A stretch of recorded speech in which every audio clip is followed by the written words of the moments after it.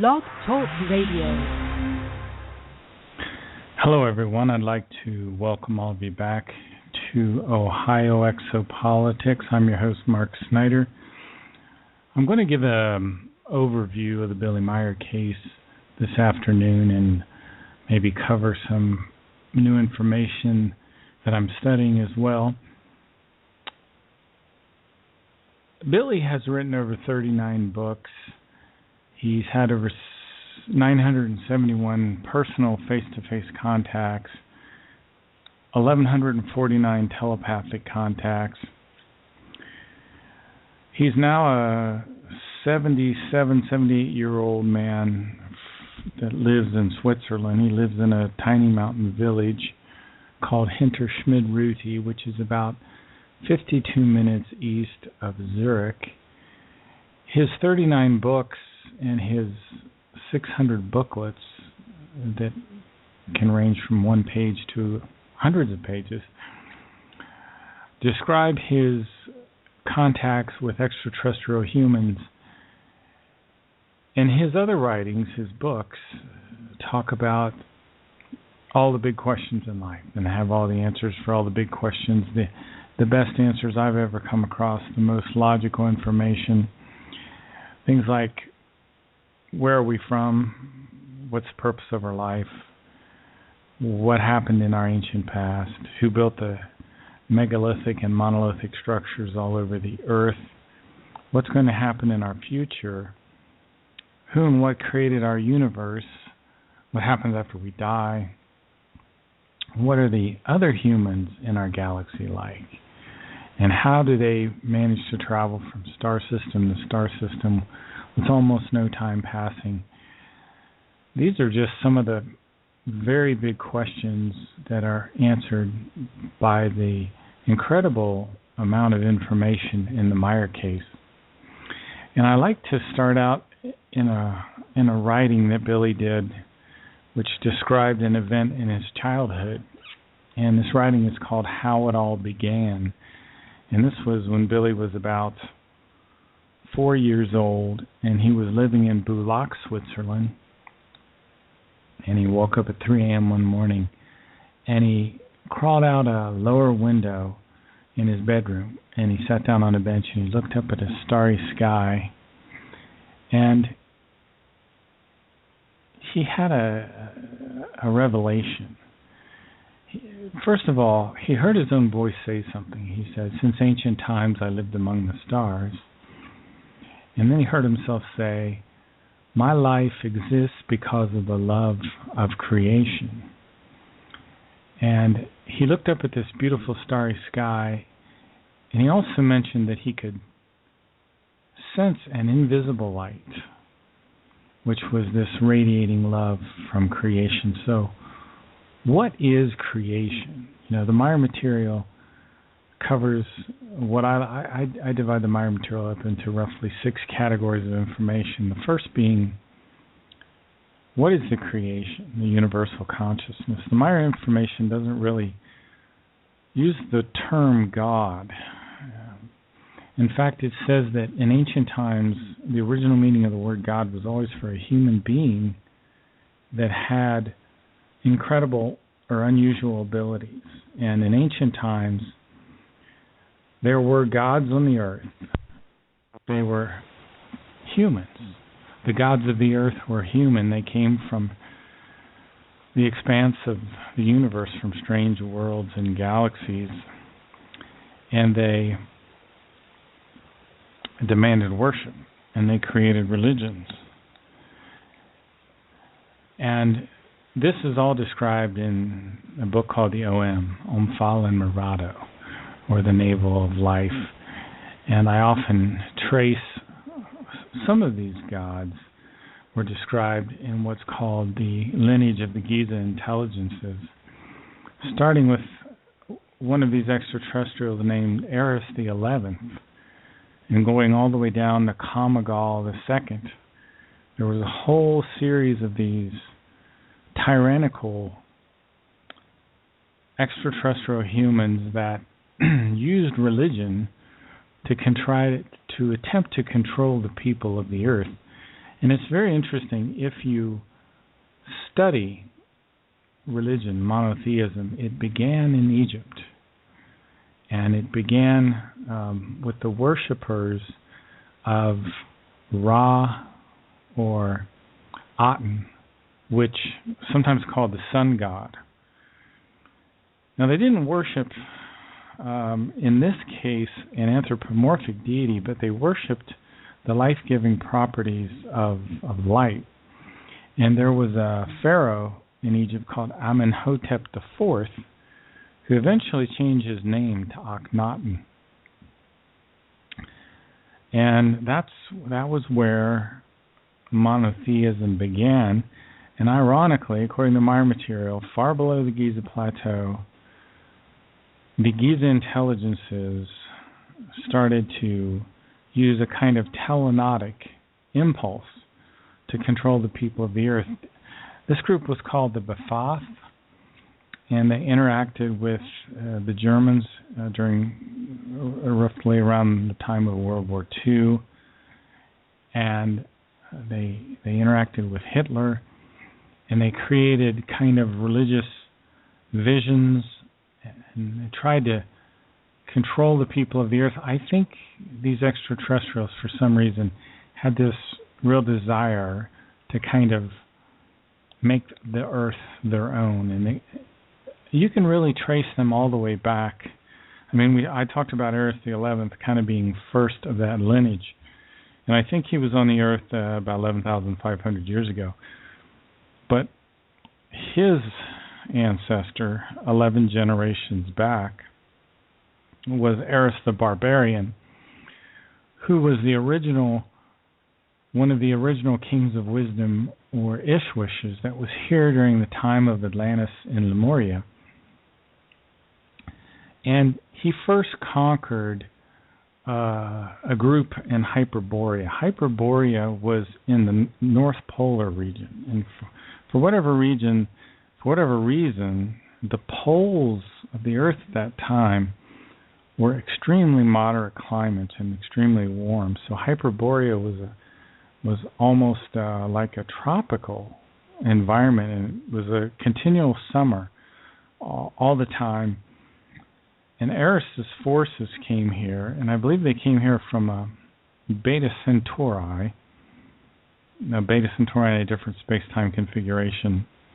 And they conquered Hyperborea, and then Eris II, Eris's son, conquered the area of India and Pakistan. And at that time, we had the two great kingdoms on the earth, Atlantis and Lemuria, and they had managed to live in peace for thousands of years until this group came here and stirred up trouble.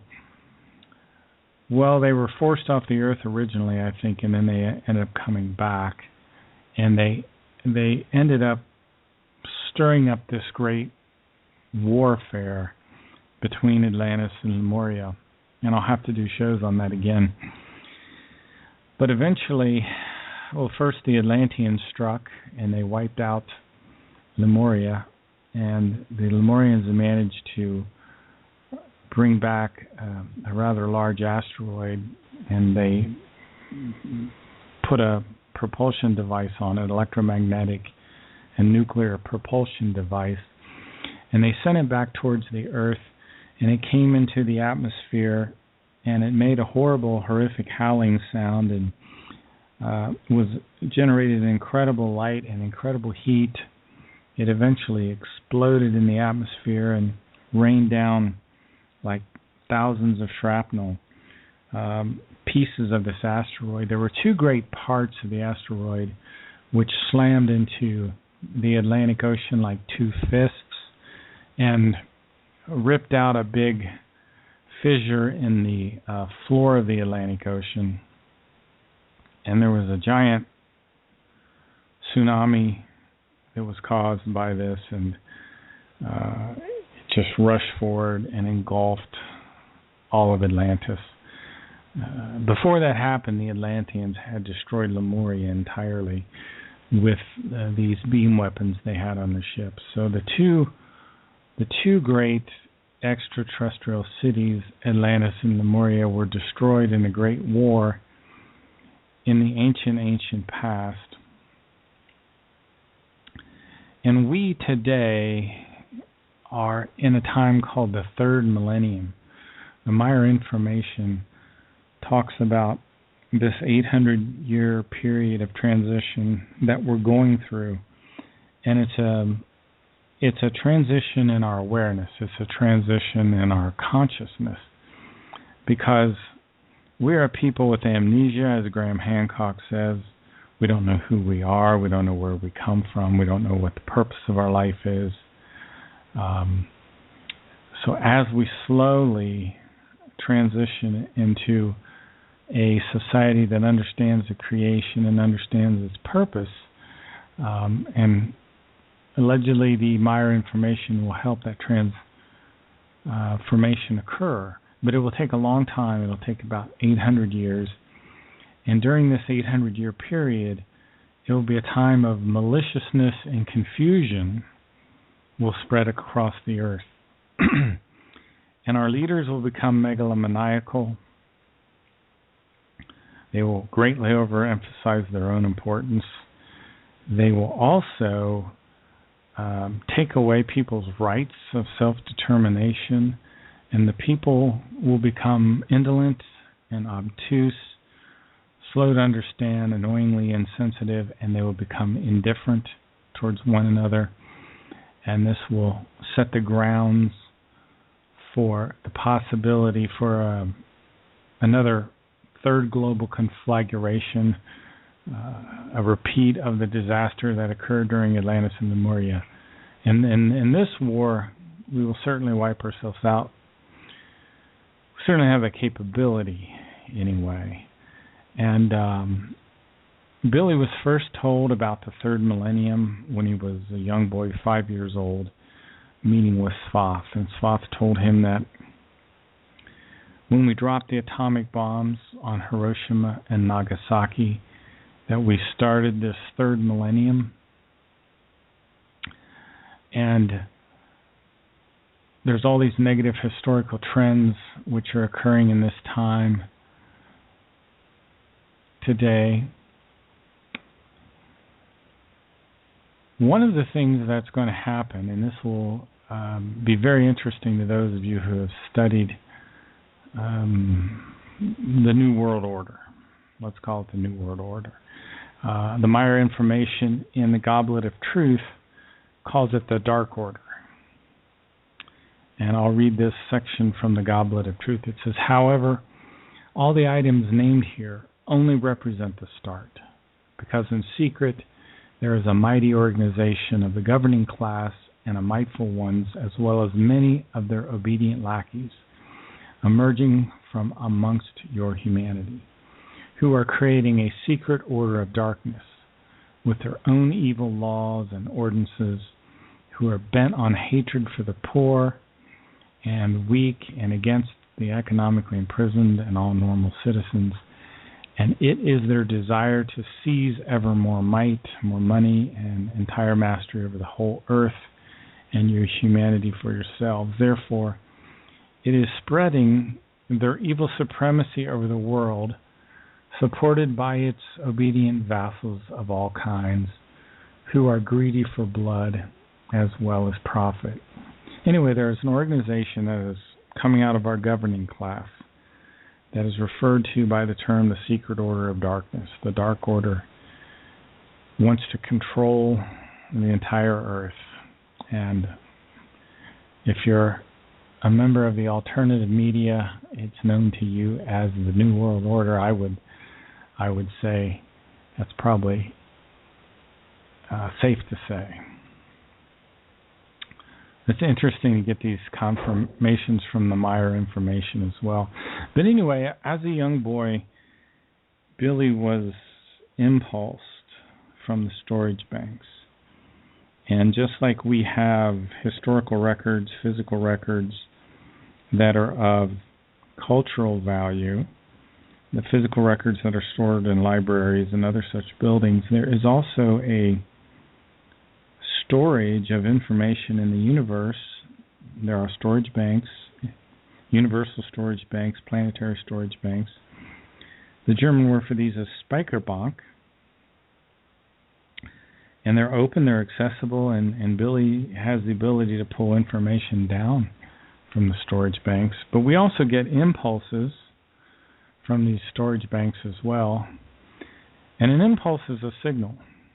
In medicine, we'll have the electrical impulse, which goes from the brain down to the hand or the foot, along the nerve synapse. That's one kind of impulse. But an impulse can be a feeling, it can be a thought.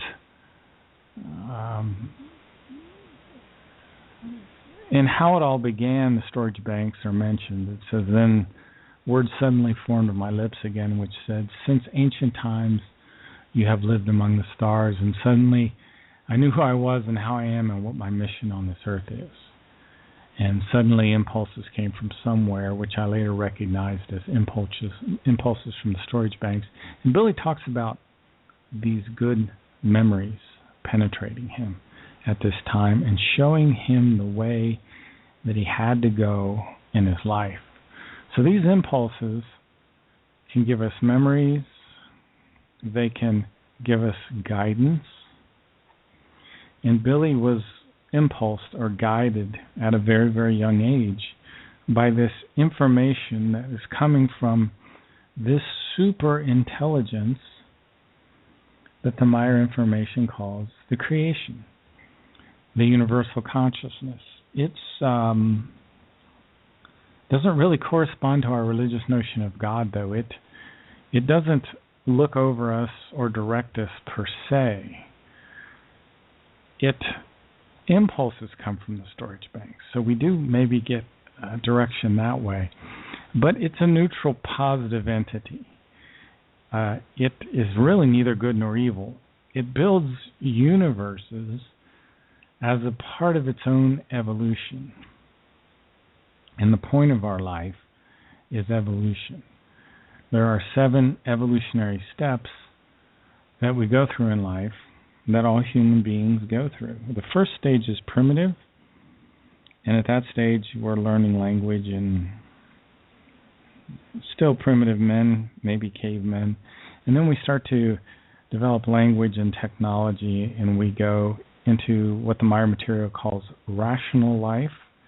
And most of the people on the earth are in this stage, this second stage of life called rational life. The third stage is intelligent life. Intelligent life is where we start to do genetic engineering, we start to do some space travel, and some of our societies are moving into that stage now. The fourth stage, the Meyer information refers to as real life, and real life is very, very strange. First, one of the things that's learned is societies become true spacefaring civilizations, and they learn to conquer space and time. And to do that, they literally make everything in the ship, including the ship, turn into almost an energy state. And they leave our dimension, our layer of the universe, and go into an outer layer. Our universe is divided into layers, and in this outer layer, time is very different. So these ships will travel from star to star system, almost no time passing, and then rematerialize in this other star system. Incredible technology. But once we start to understand the creation, we'll also be able to do these things. Another very bizarre thing happens. We become very advanced genetic engineers, and we're actually able to engineer life, biological intelligence, actually. And Semyase's ship, for example, had a biological intelligence which she could communicate with. This intelligence was sentient. It knew that it was alive, and it would communicate with Semyase. Essentially, her ship was a living being with a metallic hull. So that's the fourth stage of evolution. Very amazing indeed. Now the fifth stage is called the Ishwish. And in the past, there were Ishwishes on the earth. Kings of wisdom. They're almost like titans. You could look at them. Their material consciousness is incredibly advanced, and they'll be able to do things like telekinesis, telepathy, look into the future, look into the past. Some of them in the past have even said they've been able to teleport. So this is a phenomenal thing. But after the fifth stage, human beings lose the need for a body, and they become half physical and half spiritual. And we stay in this stage for eons, just millions and millions of years. And eventually, we go to the seventh stage of evolution. And in the seventh stage, there are 7 additional sub-levels. But basically, it goes from the first level is called Arahat Afrasata, the 7th level is called the Patali level. And we go through all these levels. This takes millions of years of reincarnations. Eventually, we merge back with this universal consciousness. Now, not only is there a spiritual superintelligence which runs our universe, but there's the physical aspect of our universe. And if you would look at our universe, it would be like an egg. There are 7 layers, much like a tree. If you cut a tree down, you can see these concentric circles. We have the core, and then if you go out from the core, 1, 2, 3, 4, this 4th layer is what's called the material belt. And all of these 7 layers are rotating, counter-rotating against each other. But this 4th belt is where all the stars are all the galaxies, all the solar systems, all the material, and just vast amounts of material. For example, our galaxy, our Milky Way galaxy, is 100,000 light years across. There are billions of galaxies. So the sizes here are beyond our wildest imagination. In our Milky Way galaxy, there may be 200 billion stars. And the Maya information says there are, I think, 2,630,000 human civilizations, higher human civilizations in our galaxy alone. So we're not alone. We've never been alone. I think there are 7 million solar systems which can support human life.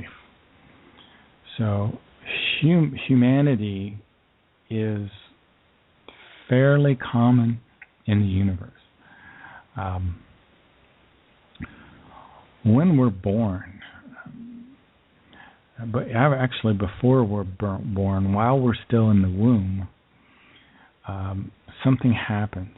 21 days after the sperm fertilizes the egg, a little tiny bit of energy comes into our brain, into our midbrain, into an area called the superior colliculus.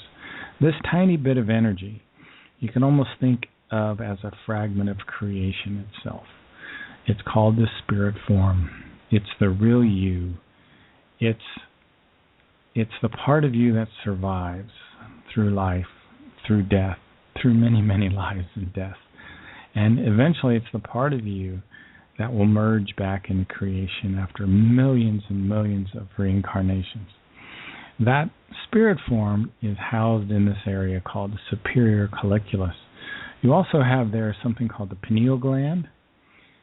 And this little tiny needle point of energy sends out energy itself in a lattice structure that gives life to every cell in the body. And Billy was told much about this spirit, this human spirit that we all have. And in his 10th contact with the woman named Semyase, she told him that The spirit form doesn't die. It doesn't sleep during our deepest sleep. It records all of our thoughts, all of our actions. And it records something called our impulsations. It even will tell us if our thinking is right or wrong, if we've learned to pay attention to it. It's a tiny fragment of the universal consciousness. She called it the seat of the infinite.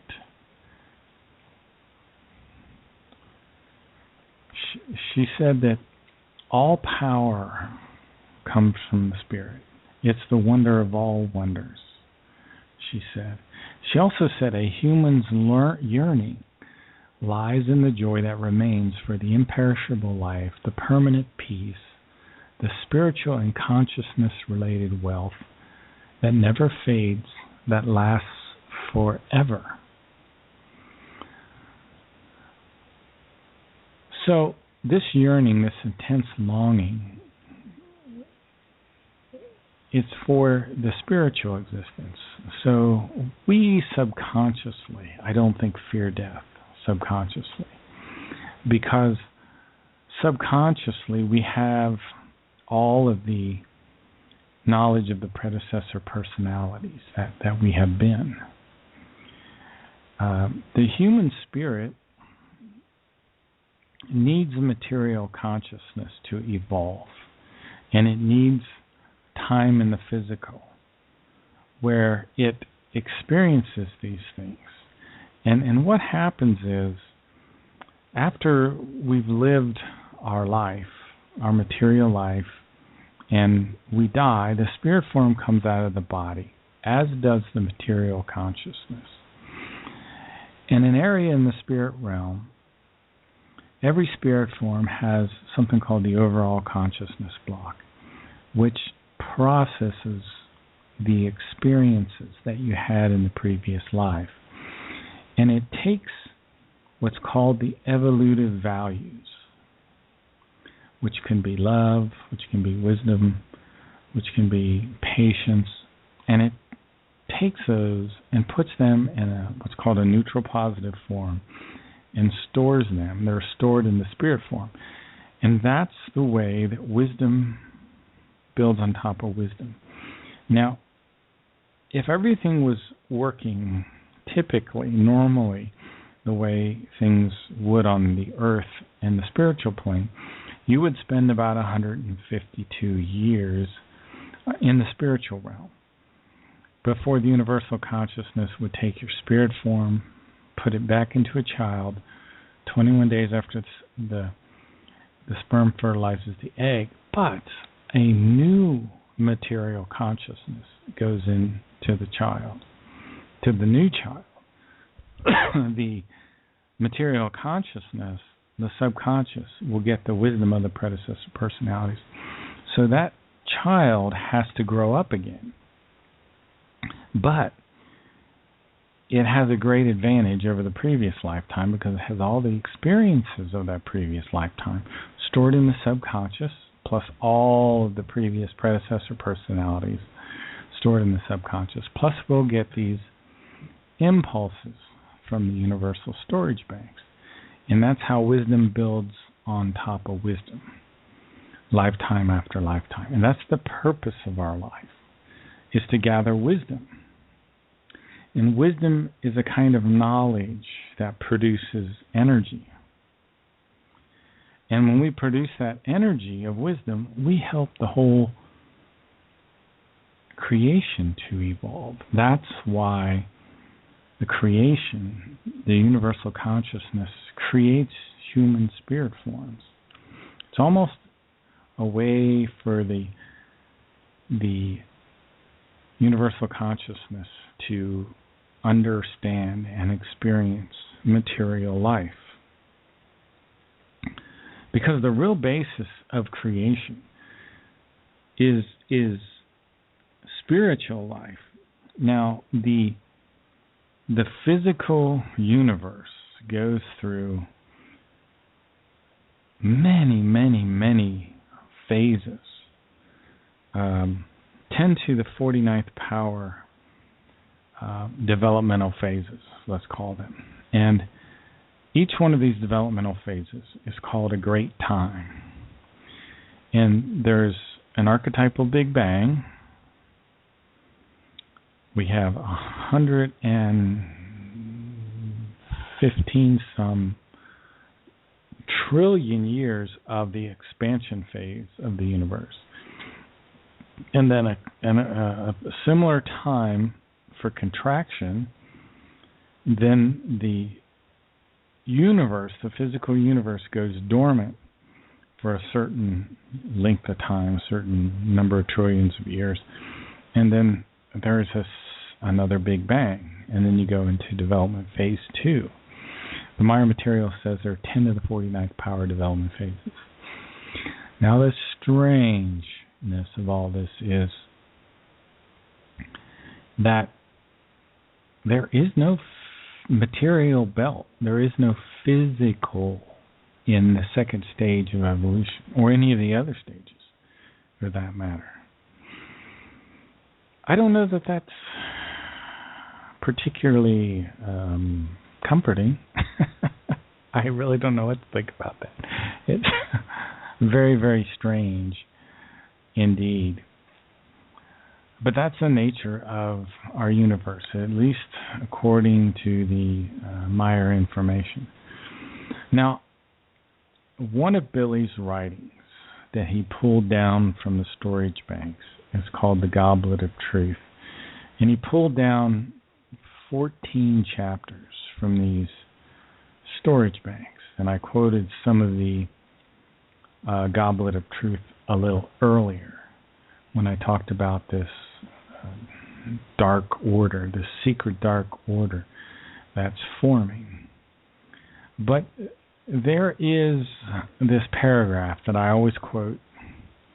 And one of the reasons I like to quote it is because it talks about reincarnation, and it talks about nature, and it talks about the highest, the ground principle of the universal consciousness, which is love, not romantic love.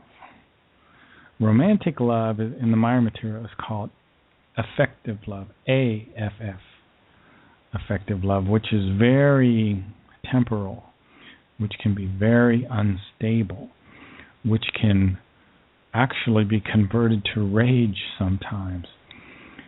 The Maya information talks about the love that this universal consciousness radiates is effective love, EFF. And that kind of love is stable. And Semyase, Billy's second contact, explained this. She said that love and wisdom go together, and that creation and its laws are love and wisdom at the same time. So, back to the Goblet of Truth, there is this paragraph that says, what the truth knows to say.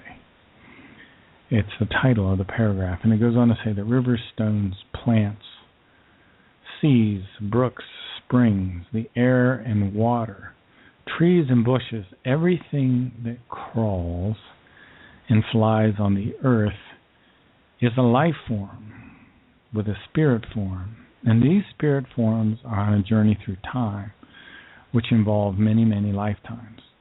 And that death is just the passage to rebirth, the passage into the world of pure spirit. And many of these creatures are Wesenheiten which communicate with one another. Now, I've talked about the word Weisen and Wesenheiten before. Well, in general terms, is something I learned recently, is that Weisen, in general terms, can refer to a being, a Weisen, where Wesenheiten can just be the plural of Weisen, meaning beings. So in this case, Wesenheiten is not used to refer to the universal consciousness, which sometimes it is. Wesenheiten instead refers to all the creatures in creation. And I always tell people, if you can, find a woodland or a forest in the summer with a lot of life and go into the forest and listen to the sounds of creation. Now, many of these creatures are connected by what's called these psychic swinging waves. But you can hear these creatures communicate. The birds sing. You can hear the frogs croak and the peepers peep, and all of nature as it communicates. It's an interwoven web of life. And even the plants, my understanding is, have spirit forms. All animals, all humans, we have spirit forms. And we cycle from the physical to the spiritual, the immaterial, and then back to the physical. It's just a normal cycle of life, just like we have the sun rising and the sun setting. So there should be no fear of death. There's no being on the other side, in the spiritual realm, that's going to punish you for your failures in the material. You see, the purpose of our life is evolution. The purpose of our life is to gain wisdom. Again, wisdom is a kind of knowledge that produces energy, and we help the whole creation to evolve when we gather wisdom. We have a material consciousness and a spiritual consciousness. We have what's called the psyche, or the psyche, which is the block which controls our thoughts and feelings on the material side. Now, your psyche can become damaged. You can become insane. You can have nervous breakdown. Well, we also have a spiritual consciousness. And the regulating factor of the spiritual consciousness is called the Gemut. And the Gemut is invulnerable from harm. It cannot be harmed. Neither can the spirit form. It cannot be harmed by anything in the material. Not an atomic bomb, not sickness, not insanity. Nothing can harm your spiritual consciousness. And these two, they interact via impulses in some ways. The Gemut supplies the psyche with these harmonious swinging waves. And the swinging waves are mentioned more than once in the Goblet of Truth. And I think it's an important notion to try to understand these swinging waves. And they help us also to understand our human spirit. And from what I've studied, the swinging waves can harness incredible power. And I think when we get up to the Ishwish level, we can influence material reality with our thoughts in very incredible ways. Billy has a book that's called The Might of the Thoughts. And he always describes our consciousness as a garden, that we should learn to care for our consciousness, that we should learn to analyze our own thoughts, that we should be reevaluating our thoughts, that we should, even if you have to say things out loud, to clarify. You need to clarify your thoughts. And this will give you a healthier psyche. Because we have these sometimes unhealthy thoughts which spring up. They're kind of like weeds, and they can spread rapidly like they can through a garden. And you have to reach in and you have to pull out these weeds in order to refine your own thoughts. You're decluttering your consciousness. You're clarifying your thoughts. And this is part of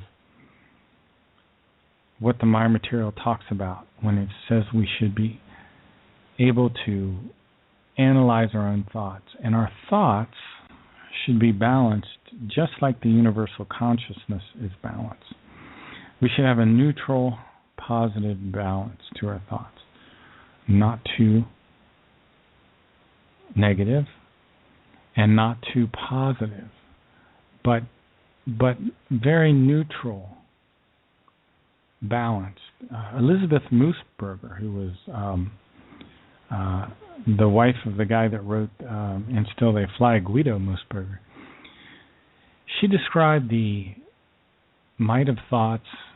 She said it this way, the book she described, she said, "So the book which lies before you is dedicated to a humankind that is ill in its own consciousness, so that it finds again the creational natural way, which it lost a long time ago." Now, we lost this creative natural way in the ancient past.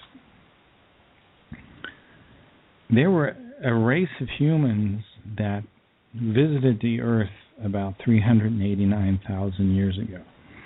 They were at a very high level of evolution, both in their material consciousness as well as their technology, and they were very large. They were what you might call titans. They came from the Lyra-Vega system, but not in our space and time configuration. The universe is divided into dimensions or different space-time configurations, and these giants came from an older space-time configuration, but they came here in mass about 389,000 years ago, and they violated certain laws and regulations. But originally, when they came here, they brought a creational natural way with them, and they had 1,000-year lifespans. And Earth humans originally had these long lifespans until we left this creational natural way. And part of the creational natural way is learning to control your thinking in a neutral, positive way. Now, if something is asartan, it means to get very badly out of control of the good human nature. And that's one of the things that I wanted to talk about, is that we do have a good human nature, even though we can have negative repeating thoughts. And that's why it's so important to reach into our psyche and pull out those negative thoughts, because they can also repeat and create a disturbed psyche. But there is not a universal evil, according to the Maya material.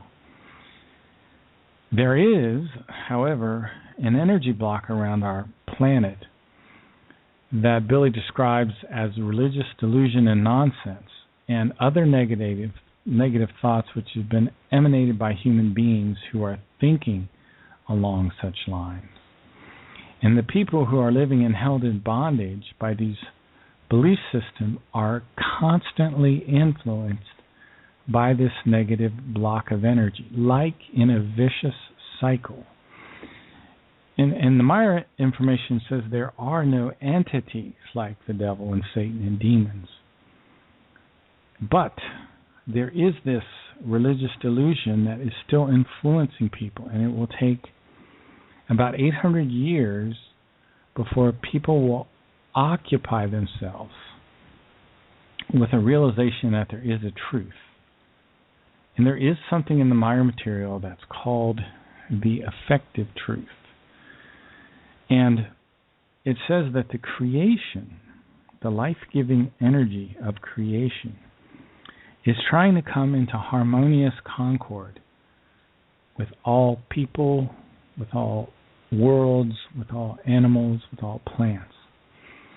And it wants to come into a harmonious concord. Concord means to fit together, to join together. And harmony can be like a chord that sounds from a symphony when all of the instruments at once play a beautiful chord that's in harmony, a chord that has a resolution that comes to a rest. Now that's the kind of activity the creation wants. It wants to come to a resolution. Now, I mentioned the human spirit as being untouchable and invulnerable. And I also mentioned that it has a swinging wave called the Schwingung in the German. And these are electromagnetic swinging waves that are described in the teaching of the spirit that are periodically built up, which are not bound to any matter. And these swinging waves include energies that form an immense might. The containing energy in these swinging waves is radiated in the form of a wave. And in physics, a wave is a disturbance or an oscillation that travels through matter and through space. Space is the boundless three-dimensional extent in which objects and events have a relative position and direction. Physical space is often conceived in three linear dimensions, although modern physicists also consider time as part of the fourth dimension, and they refer to it as space-time. And the wave is accompanied by a transfer of energy. The wave motion transfers energy from one part to another. And it's interesting to look at creation because there are these repeating patterns in nature, both at the smallest level and at the largest level. And these repeating patterns appear in the microcosm as well as in the macrocosm. The microcosm is the smallest level, like the atomic level, and we see electrons as they rotate around the nucleus of an atom. We see at the smallest level our circulatory system with a branching structure. We see our DNA in a spiral pattern. Well, the spiral pattern is also appearing in the seashell and in the spiraling arms of the galaxy. That branching pattern in our circulatory system appears as the branching pattern that appears when a lightning strikes or when the tree grows. And revolution is found all over nature. We see swirling patterns that form in rivers. We see the planets rotating around the stars. So anyway, we have at the microcosm and the macrocosm these repeating patterns in nature. And we have to understand that the creation expresses itself in these consistent repeating patterns. Now, is the German prefix for signifying the earliest, the most ancient, the initial, and the primeval. And Billy, in describing himself, stated that his spirit form had already been active for millions of years in the Lyra Vega systems and had come to the earth voluntarily in a human body, in human bodies, as a matter of fact, as a teacher, as a herald, as a prophet. Now the teaching of the universal herald, it resonates throughout the universe in a continual pattern. And all of humanity has what's called a collective subconscious. And that's why when something happens on one side of the world, someone will discover something. That same discovery can be made a few days later. And we're all connected subconsciously in this way. And this is something that will probably be more important in the future as we learn more about this. But this very ancient spirit form that's referred to by the Maya material as Nocodamian,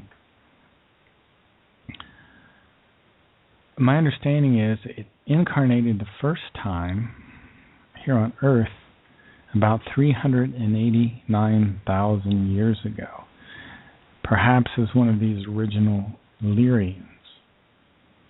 But it's also been incarnated again as another person named Semyase during the time of Atlantis and Lemuria. And then it also has incarnated as Enoch, Elijah, Isaiah, Jeremiah, Emmanuel, and Muhammad. And in all of these previous lives, it has taught the information that I've been going over tonight as learning to control our thoughts, learning the nature of the universal consciousness, understanding reincarnation. All of these principles are a part of this ancient universal teaching, which got distorted in our religions over time.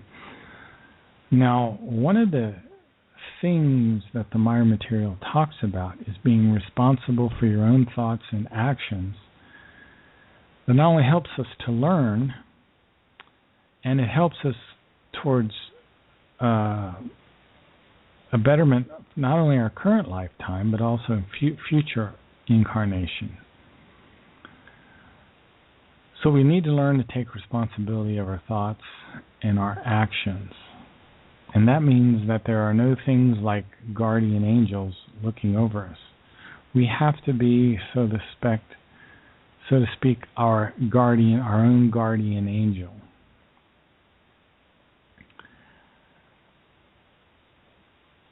Now, the human mind, as I mentioned earlier, oftentimes gets hung up on a thought, on an incorrect thought, and can repeat those thoughts over and over again. And that's why we need to learn meditation, because meditation allows us to clear our minds and free us from all thoughts. And typically, when you can clear your mind and focus on an image, you'll go into a deep state of relaxation and avoid verbal thoughts and push them right out and focus on a mental image. A lot of times, if you can visualize something that's blue and something that's green, something that's yellow and red, and visualize a thing each time, like a green hillside, a blue sky, a yellow sun, and a red rose, or a sunny sun. And if you have something that you like to think about, like a beautiful scene with a mountain, focus on that and just push all other thoughts out.